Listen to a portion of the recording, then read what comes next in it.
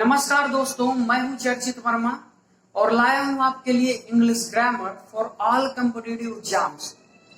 तो आज से हम इंग्लिश ग्रामर पढ़ना स्टार्ट करेंगे और वन बाय वन सभी चैप्टर्स को कवर करते हुए चलेंगे। तो आइए स्टार्ट करते हैं। पहला चैप्टर जो कि है नाउन।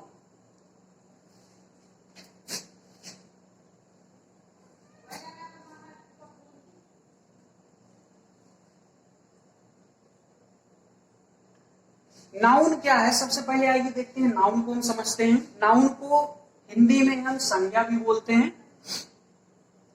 तो देखिए नाउन क्या है। Noun is a word used as a person, place और थिंग्स, यानी कि किसी भी व्यक्ति या वस्तु या फिर स्थान के नाम को हम संज्ञा कहते हैं।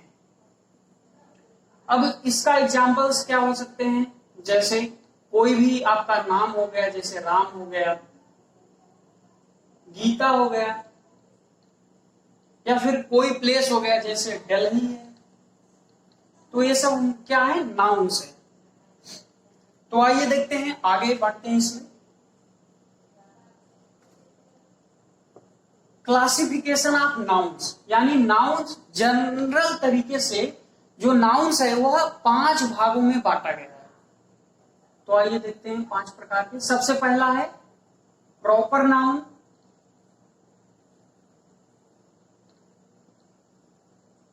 दूसरा है कॉमन नाउन,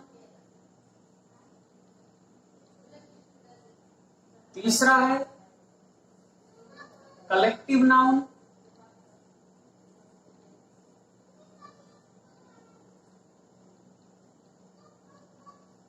चौथा है material noun,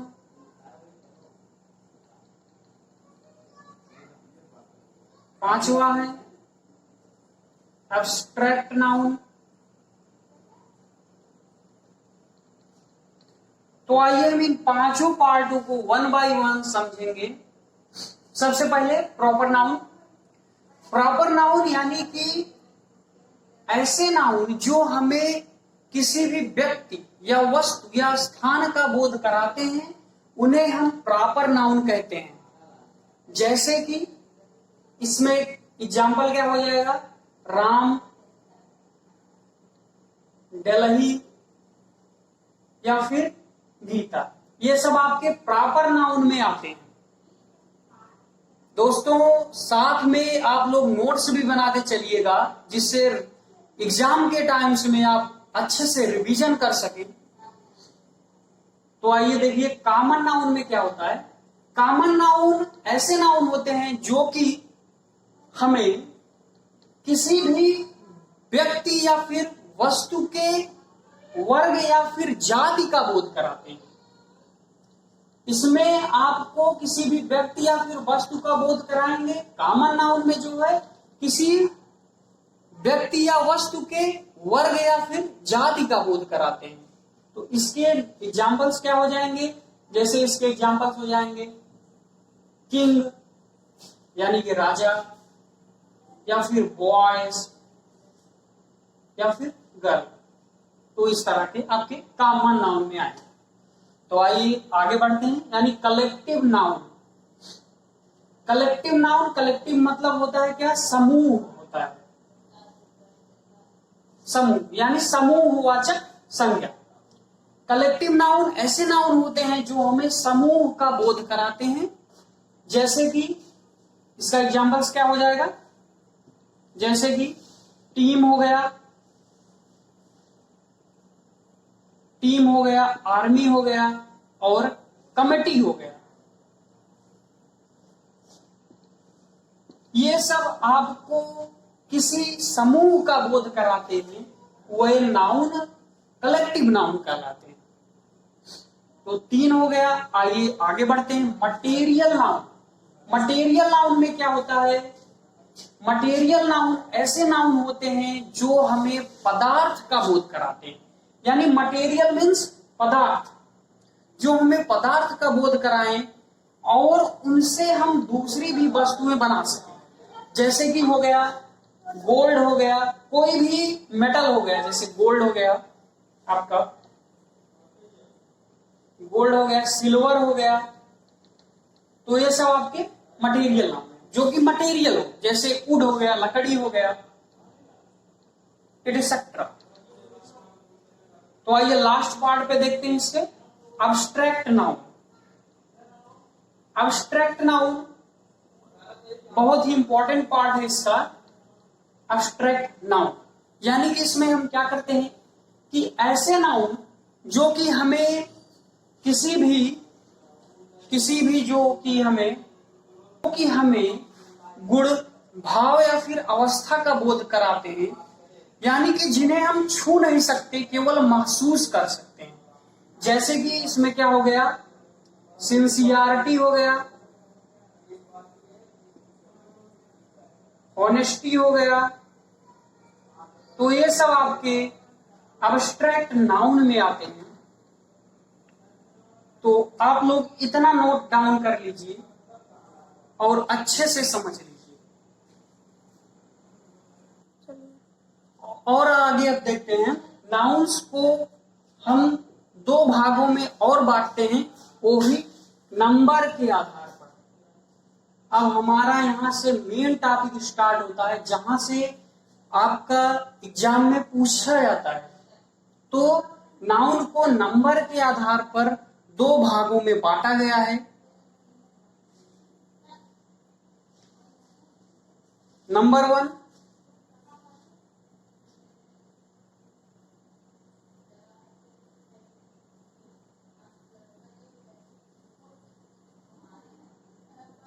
countable noun. Number 2,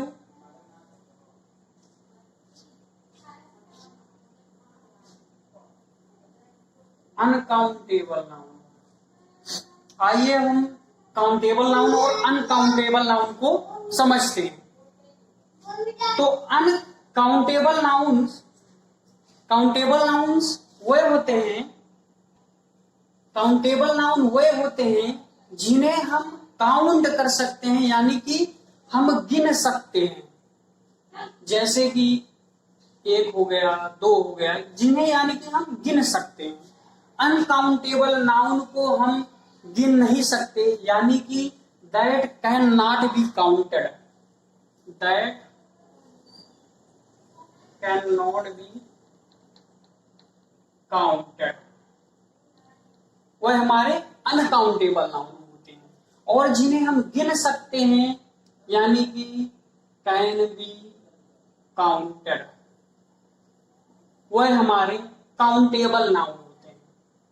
अब इसमें इंपॉर्टेंट पॉइंट क्या है कि स्टार मार्क करके नोट कर लीजिएगा कि काउंटेबल नाउन में हमेशा हम a oblique an oblique the का प्रयोग कर सकते हैं, जबकि अनकाउंटेबल नाउन में केवल हम द का उपयोग करते हैं या कर सकते हैं। इसमें हम ए अथवा एन का उपयोग नहीं कर सकते हैं। तो यह पॉइंट आपको समझ में आया कि काउंटेबल में हम ए तीनों आर्टिकल्स का उपयोग कर सकते हैं, और जबकि अनकाउंटेबल नाउन में हम केवल एक आर्टिकल का उपयोग कर सकते हैं, जो कि द है, और ए और एन का उपयोग नहीं कर सकते हैं। आइए आगे हम बढ़ते हैं। तो फर्दर काउंटेबल नाउन को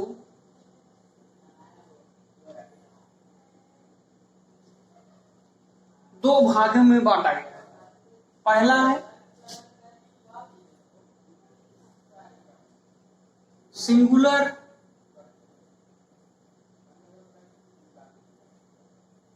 काउंटेबल नाउन,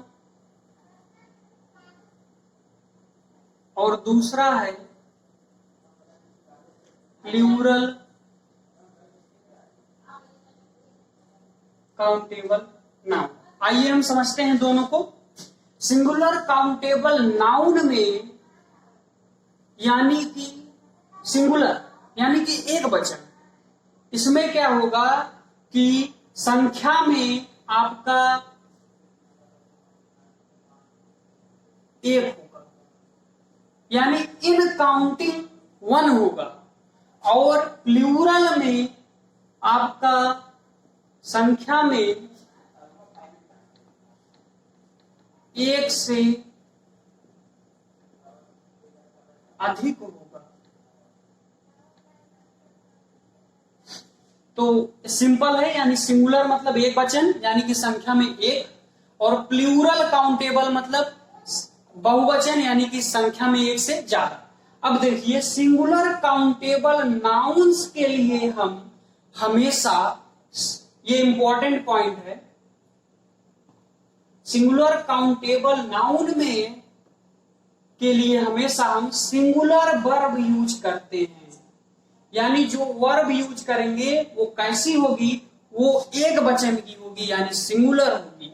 जबकि हम प्लूरल काउंटेबल नाउन में जो वर्ब यूज करेंगे वो कैसी होगी, वो प्लूरल वर्ब होगी, यानी कि बहुवचन। ये इंपॉर्टेंट पॉइंट है। तो आइए अब रूल्स देखते हैं आगे। तो आइए हम इसका नाउन नंबर का मोस्ट इंपॉर्टेंट पार्ट पढ़ने जा रहे हैं, जो कि इनके रूल्स हैं। तो लगभग इसके 10-12 रूल्स हैं, और हम वन बाय वन सभी रूल्स को पढ़ेंगे।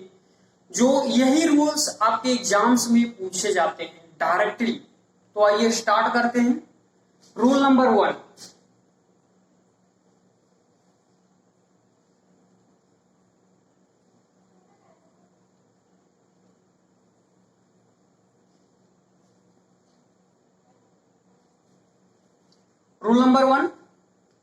रूल नंबर वन हमारा क्या कहता है?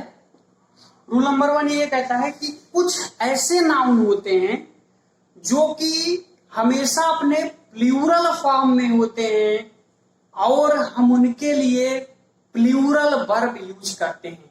यानी कि आपको इसकी डेफिनेशन मैं लिखवा दे रहा हूं, आप लोग इसको नोट्स में अपने लिख लीजिएगा कि some nouns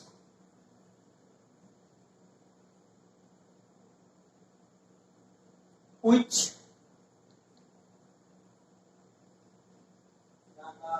always exist in the plural form, so we use plural verb for them। यानी कि कुछ ऐसे नाउन्स होते हैं जो कि हमेशा अपने प्लूरल फॉर्म में होते हैं, और हम उनके लिए हमेशा प्लूरल वर्ब यूज करते हैं। जैसे कि आइए इसमें देखते हैं, एज,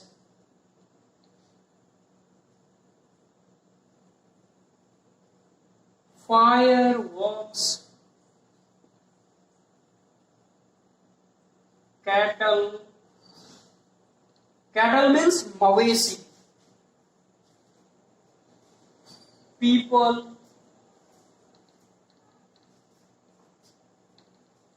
police,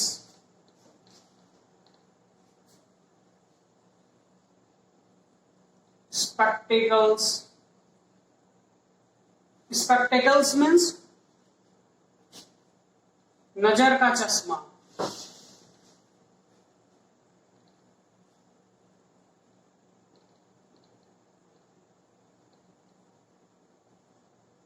ये कैटल क्या है आपका, मवेशी है। जो लोग इसकी इंग्लिश हिंदी नहीं जानते होंगे वो नोट डाउन कर लेंगे। स्पेक्टेकल्स नजर का चश्मा है, fireworks, cattle, people, police, spectacles, children,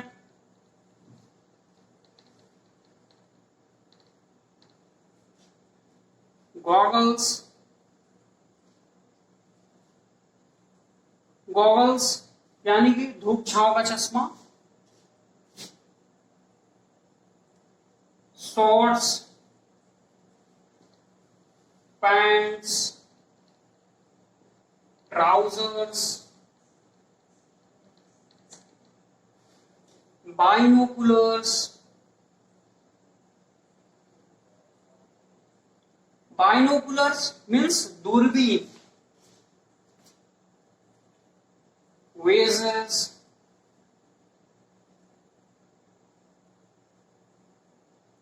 arms. एक तो होता है आर्म्स जो कि जिसका मीनिंग होती है बाण, परंतु यहां पर आर्म्स का मतलब जो कि आपके सेंस में आएगा वो हथियार के सेंस में आएगा, तभी वह प्लूरल होगा।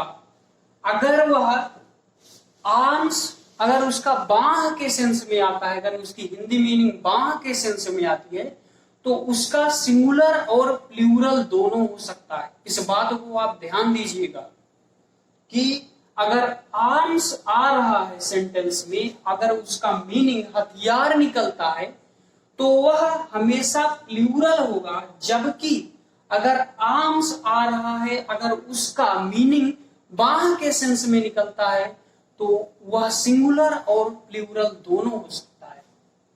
तो ये थे आपके कुछ इंपॉर्टेंट वर्ड्स जो कि अधिकतर एग्जाम्स में पूछे गए हैं। तो मैं आपको टिक करा देता हूं कि जो कि मोस्टली आपके एग्जाम्स में पूछे गए हैं और आगे भी पूछे जाएंगे। जैसे कि कैटल हो गया, आपका बहुत बार पूछा जा चुका है। पीपल हो गया, पोलिस हो गया, मोस्टली पूछा गया है। बेजेस हो गया, आर्म्स हो गया। तो यह सब आपके एग्जाम्स में कई बार पूछे गए हैं। अब हम एक वर्ड देखेंगे जिसमें हमने लिस्ट में लिखवाया था बेजेस। बेजेस बेजेस का दो मीनिंग निकलता है।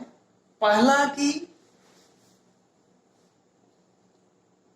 इसका मतलब होता है मजदूरी, और दूसरा मीनिंग इसका क्या निकलता है, परिणाम के सेंस में, परिणाम यानी रिजल्ट। तो इसमें हमारा जो है वह सिंगुलर और प्लूरल दोनों में यूज हो सकता है। अब देखते हैं किस केस में सिंगुलर यूज होता है, किस केस में प्लूरल यूज होता है। इस वर्ड को आपको याद रखना होगा, तभी आपके एग्जाम्स में क्वेश्चन सही होंगे। तो अब देखते हैं, जैसे वेजेस है, अगर इसका मजदूरी के सेंस में आ रहा है तो यह हमेशा प्लूरल में होगा, और अगर इसका जो सेंस यानी हिंदी मीनिंग आ रहा है, अगर परिणाम के केस में होगा तो वह हमेशा सिंगुलर में होगा। आइए देखते हैं, जैसे कि हम एग्जाम्पल ले लेते हैं। जैसे